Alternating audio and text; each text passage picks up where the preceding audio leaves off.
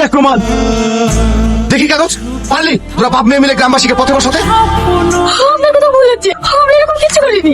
বেঈমান বিশ্বাসঘাতক, কিসের এত পীড়িত রে?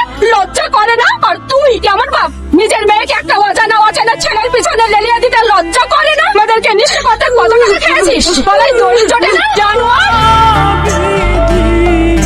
এখন কাঁদছিস কেন? নিজের স্বার্থে এই গ্রামটাকে বিক্রি করে দিয়েছিস, এখন কাঁদতে লজ্জা লাগছে না? এদের এই মামাকে গ্রাম থেকে বের করে দে। ওর মায়ের কোনো দোষ নেই, ওর মাকে ছেড়ে দাও, ওই শয়তান মেয়েকে গ্রাম থেকে বের করে দাও। না, আমি যাবো না, আমাকে ছেড়ে দাও। তোমরা সবাই চলো, অসৎ লোকের সৎ কাজ আমরা করবো না। আপনারা কেউ যাবেন না, আমার স্বামী সৎকার করতে হবে। এই নাচ বন্ধ কর, এলে টাকালে।